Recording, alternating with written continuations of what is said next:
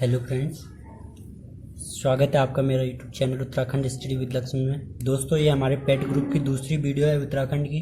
और हमने इससे पहले उत्तराखंड का जो है प्राग ऐतिहासिक काल पढ़ा था।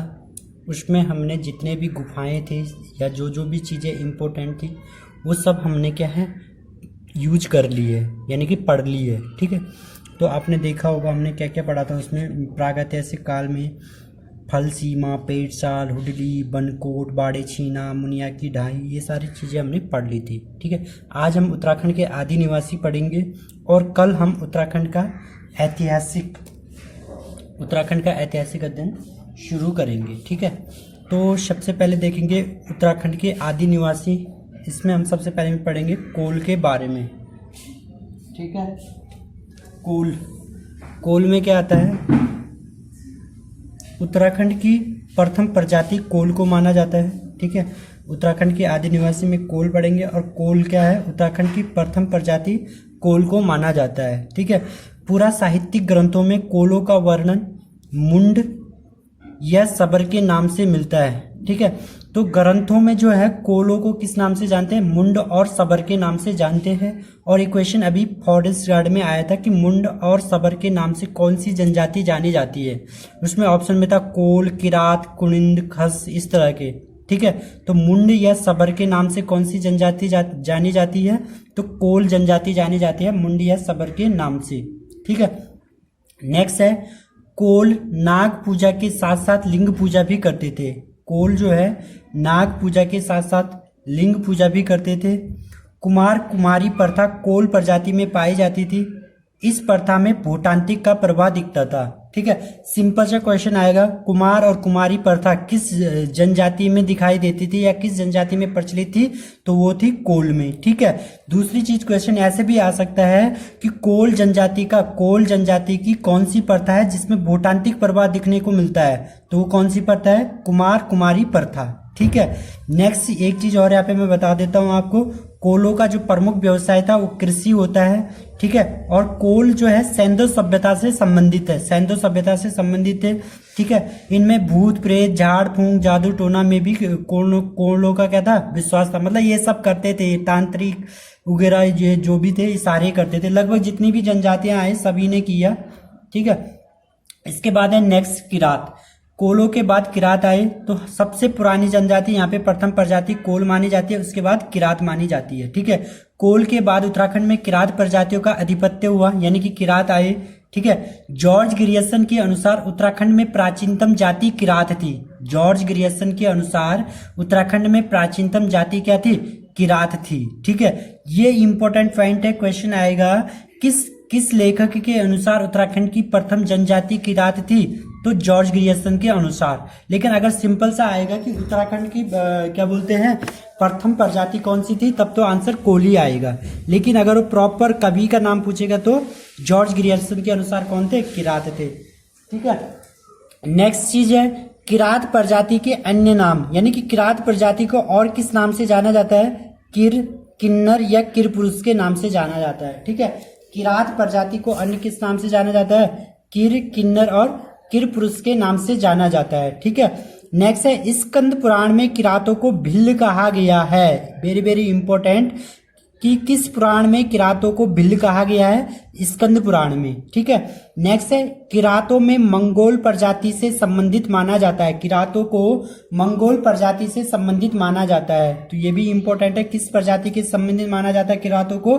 मंगोल प्रजाति से संबंधित। ठीक है, नेक्स्ट है महाभारत के वन पर्व तथा भीष्म पर्व में उत्तराखंड में किरात जाति का उल्लेख मिलता है। ठीक है, महाभारत के किस पर्व में किरात जाति का उल्लेख मिलता है? वन पर्व और भीष्म पर्व में। वन पर्व और भीष्म पर्व में मिलता है। जैसे कि आपको बताया कि महाभारत में कितने पर्व होते हैं? महाभारत में टोटल 18 पर्व है, जिसमें से वन पर्व और भीष्म पर्व में किरात जाति का क्या है? उल्लेख मिलता है। ठीक है, नेक्स्ट है महाभारत काल में केदारखंड में किरात जातियों का आधिपत्य था।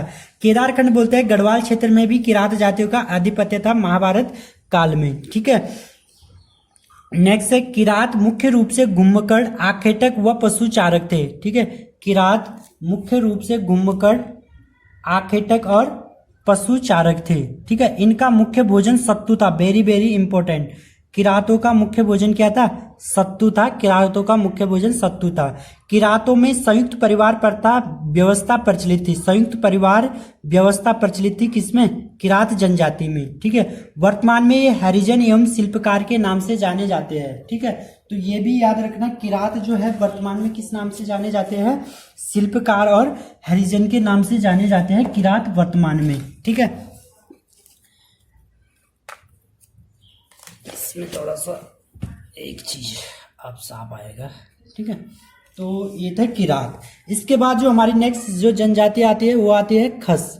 ठीक है, खस में देखो, किरातों के बाद उत्तराखंड में खस प्रजाति का उल्लेख मिलता है। महाभारत के सभा पर्व में खसों का वर्णन है। याद रखना है, खसों का वर्णन महाभारत के सभा पर्व में है और किरातों का वर्णन महाभारत के वन पर्व और भीष्म पर्व में है।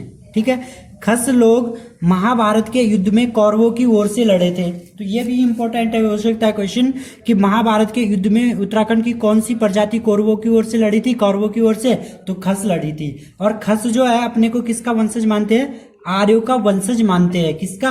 आर्यों का वंशज मानते हैं। ठीक है, नेक्स्ट है राजशेखर की पुस्तक काव्य मीमांसा में कार्तिकेयपुर के शासक खसपति का उल्लेख मिलता है। ठीक है, तो एक तो सिंपल सा क्वेश्चन ये कई बार आता है कि काव्य मीमांसा के लेखक कौन थे? राजशेखर। तो इनकी जो ये पुस्तक है इसमें कार्तिकेयपुर का जो शासक था खसपति, उसका उल्लेख मिलता है काव्य मीमांसा में।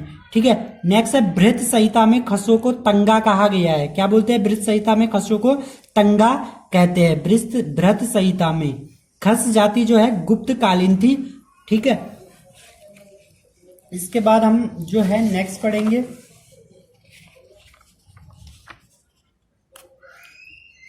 खसों में प्रचलित सामाजिक प्रथाएं। ठीक है, इनमें कौन कौन सी सामाजिक प्रथाएं पाई जाती है वो हम पढ़ेंगे।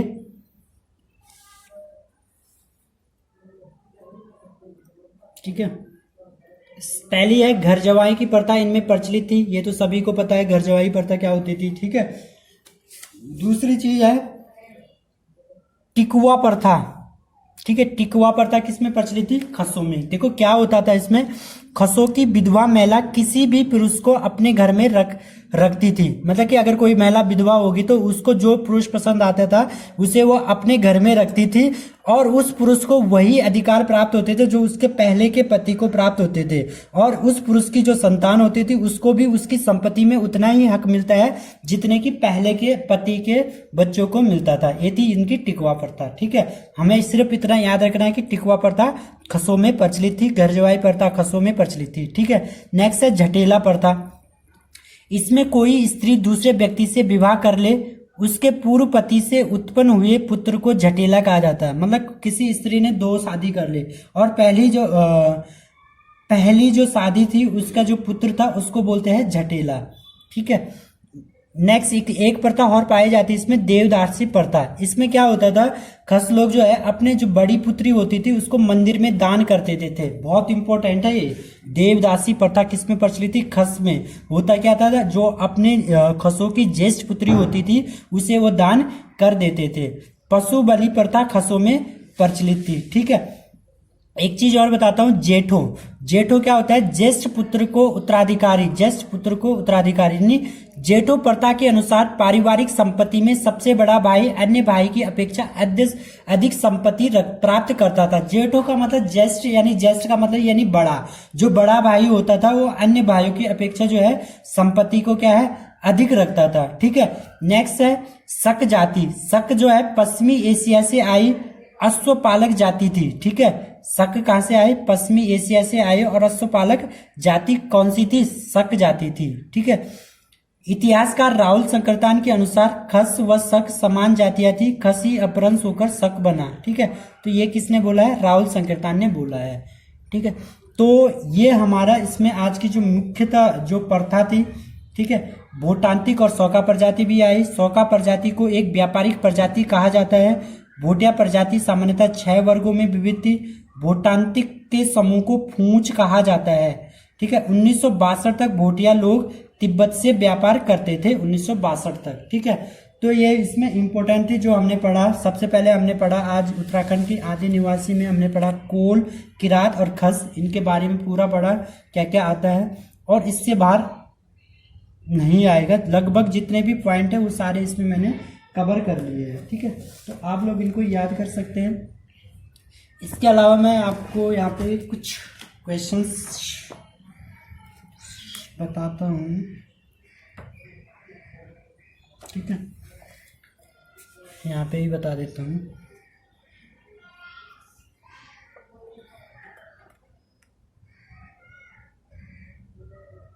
महात्मा गांधी जी को जो है बापू की उपाधि किसने दी थी? आप इन क्वेश्चन को नोट करना खुद ही बना करके, ठीक है। महात्मा गांधी को बापू की उपाधि किसने दी थी? तो महात्मा गांधी को जो बापू की उपाधि दी थी वो दी थी सी एफ एंड्रूज और जवाहरलाल नेहरू ने, ठीक है। जवाहरलाल नेहरू ने दी थी महात्मा गांधी को किसकी उपाधि? बापू की उपाधि दी थी, ठीक है। महात्मा गांधी ने जो है फिनिक्स आश्रम की स्थापना कहाँ पे की थी? फिनिक्स आश्रम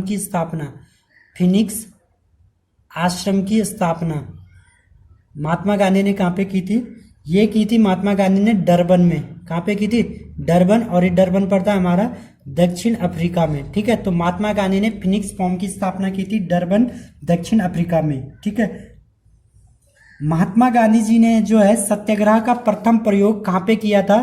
तो 1906 में सत्याग्रह का पहला प्रयोग महात्मा गांधी जी ने दक्षिण अफ्रीका में ही किया था, ठीक है। महात्मा गांधी जी ने कांग्रेस के किस अधिवेशन में भाग लिया था? एकमात्र अधिवेशन में इन्होंने भाग लिया था, तो 1924 के बेलगांव अधिवेशन में महात्मा गांधी जी ने कांग्रेस के अधिवेशन में भाग लिया था, ठीक है। इनकी आत्मकथा का क्या नाम है? सत्य के साथ मेरे प्रयोग। महात्मा गांधी की आत्मकथा का नाम क्या है?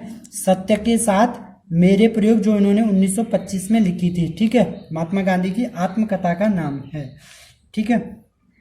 नेक्स्ट, महात्मा गांधी को जो है आधुनिक युग के अजात शत्रु की उपाधि किसने दी थी? महात्मा गांधी को आधुनिक युग के अजात शत्रु की उपाधि किसने दी थी? तो ये उपाधि जो इन्हें किसने दी थी? डॉक्टर राजेंद्र प्रसाद ने, ठीक है। नेक्स्ट है टॉलस्टॉय फॉर्म की स्थापना। टॉलस्टॉय फॉर्म की स्थापना महात्मा गांधी जी ने कब और कहां पे की थी? तो ये टॉलस्टॉय फॉर्म की स्थापना महात्मा गांधी जी ने जोहान्सबर्ग 1902 जोहान्सबर्ग कहाँ पे हमारा? दक्षिण अफ्रीका में, वहां पे की थी, ठीक है। टॉलस्टॉय फॉर्म की। फिनिक्स फॉर्म मैंने आपको बता दिया अभी, डरबन में फिनिक्स फॉर्म की स्थापना डरबन में की थी 1904 में महात्मा गांधी ने, और डरबन हमारा दक्षिण अफ्रीका में पड़ता है, ठीक है। साबरमती आश्रम सभी को पता है, 1915 में महात्मा गांधी ने इसे अहमदाबाद में स्थापित किया था। सत्याग्रह आश्रम महात्मा गांधी जी ने अहमदाबाद में 1915 में स्थापित किया था। और अनाथ शक्ति आश्रम महात्मा गांधी जी ने 1929 में 1929 में कहाँ पे? कौसानी उत्तराखंड में स्थापित किया था। और सेवाग्राम आश्रम गांधी जी ने 1936 में कहाँ पे? वर्धा महाराष्ट्र में स्थापित किया था। तो आज के लिए इसमें इतना ही। महात्मा गांधी से संबंधित कुछ इंपॉर्टेंट क्वेश्चन थे, वो भी मैंने आपको यहाँ पे नोट करा दिया है। कल हम उत्तराखंड का ऐतिहासिक काल पढ़ेंगे। धन्यवाद।